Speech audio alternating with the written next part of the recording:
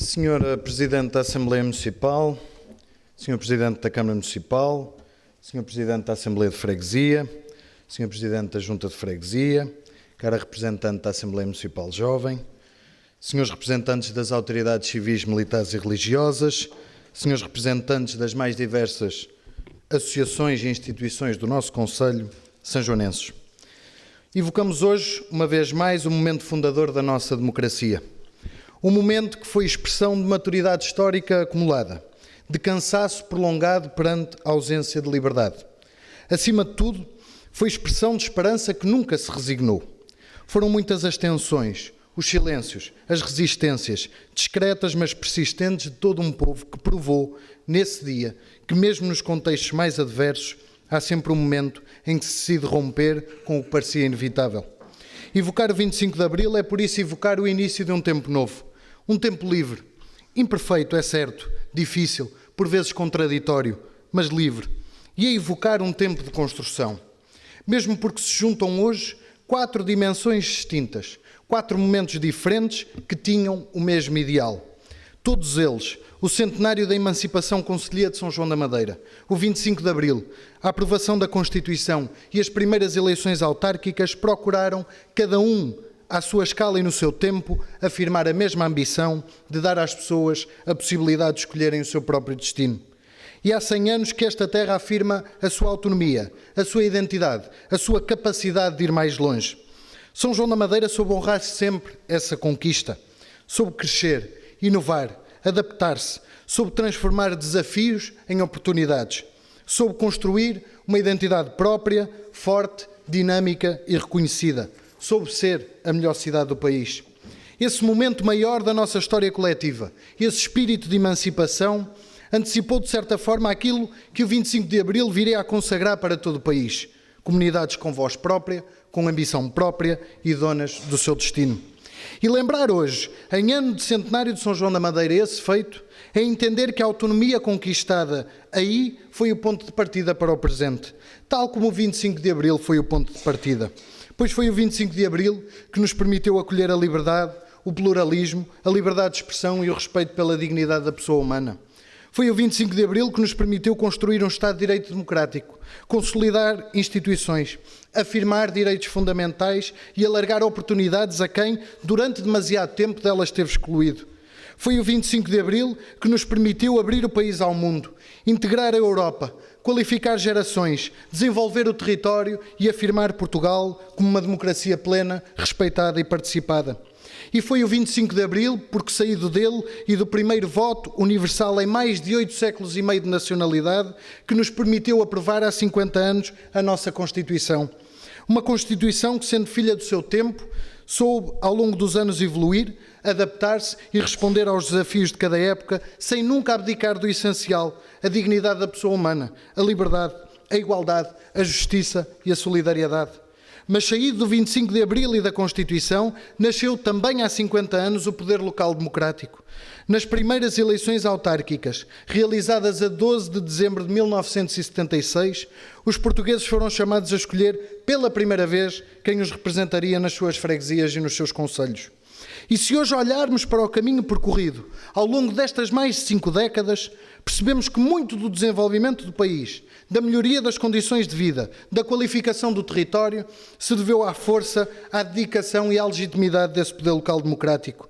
Porque aí a democracia ganhou rosto, ganhou proximidade, ganhou forma, ganhou responsabilidade. Passou a representar-se, a organizar-se e a decidir-se nas câmaras municipais, nas assembleias municipais, nas juntas de freguesia e nas assembleias de freguesia. E se noutros anos levamos a celebração para a rua, foi porque a rua é, por natureza, espaço de encontro e de expressão. Mas não esqueçamos, foi também para instituições como esta que a liberdade conquistada a 25 de Abril se dirigiu. Se alguns veem nisso um afastamento do espírito de Abril, há quem veja, e ainda bem, que a celebração do 25 de Abril nesta casa, como quase sempre aconteceu, aliás, honra o essencial daquilo que conquistamos há 52 anos. Liberdade de palavra, possibilidade de debate e pluralismo.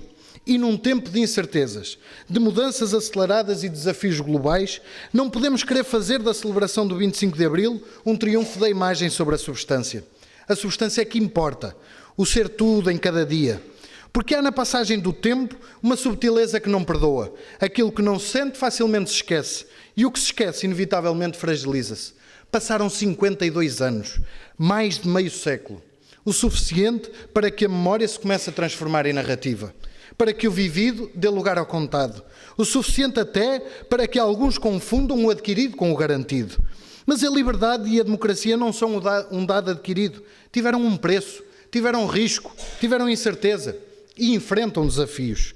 É certo que 52 anos depois, o país que temos é em muitos aspectos o país que Abril permitiu. Mas não é ainda o país que Abril prometeu. Há desigualdades que persistem, oportunidades que tardam, expectativas que se adiam. Há quem sinta que a democracia não chega por inteiro à sua vida concreta, ao seu salário, à sua habitação, à sua segurança, ao seu futuro. E isso deve inquietar-nos. Não para desistir, nunca para desistir, mas para agir, para corrigir, para aprofundar, para garantir que a liberdade e a democracia não se tornem invisível pelo hábito. Porque são muitos os riscos que pairam hoje sobre a nossa democracia e que colocam sobre ela a incerteza, a indiferença, a desvalorização das instituições, a simplificação populista, a desinformação, o afastamento entre eleitores e eleitos. E a melhor forma de honrarmos o 25 de Abril é respeitar diariamente e em todos os lugares as conquistas que alcançamos. É respeitar o pluralismo, é aceitar o contraditório, é valorizar as instituições, é recusar o facilitismo, é exigir qualidade na vida pública, é participar, intervir, contribuir, é perceber que a democracia é uma responsabilidade partilhada, é garantir que as novas gerações recebem um país com oportunidades reais, um país onde a liberdade se traduz em mobilidade social, onde o mérito é valorizado, onde o trabalho compensa, onde os jovens podem construir o seu futuro sem terem de o procurar fora. Esse é talvez o maior teste à vitalidade da nossa democracia. Mas há um risco adicional, o de respondermos a toda esta incerteza com fechamento. Com a democracia a ser desafiada, com a tentação de simplificar o que é complexo e de dividir o que deve ser unido, importa recordar a vocação universal de quase 900 anos de Portugal. Mesmo porque um dos grandes desafios está também em sabermos integrar, acolher e construir um país que não tem medo do mundo porque foi sempre mundo. Portugal é por natureza um país de partida e de chegada. Um país que emigrou, que se espalhou pelos continentes, que construiu pontes culturais, humanas e económicas. E é hoje também um país que recebe, que integra, que se transforma. Pessoa retratou isso mesmo quando escreveu: e ao imenso e possível oceano ensinam estas quinas que aqui vês, que o mar com fim será grego ou romano, o mar sem fim é português. Este mar sem fim não é só geografia, é identidade, é capacidade de ir mais longe, de acolher, de cruzar culturas, de construir pontes. É a recusa de um país fechado, pequeno, temeroso. É a afirmação de um país aberto, plural, universal. Um país que não aceita a discriminação, o preconceito e a exclusão de quem escolhe Portugal para viver, trabalhar e contribuir. Um país que rejeita nacionalismos fechados, simplistas, que reduzem a identidade a uma fronteira ou uma origem e que não servem Portugal, nunca serviram, porque Portugal nunca foi pequeno no seu modo de estar no mundo. Senhoras e senhores deputados, sanjoanenses, o 25 de Abril não terminou em 74, nem com a Constituição em 76, nem com as primeiras eleições autárquicas. O 25 de Abril continua em cada jovem que acredita, em cada cidadão que participa, em cada comunidade que se mobiliza. Temos de honrar este caminho de liberdade e de democracia.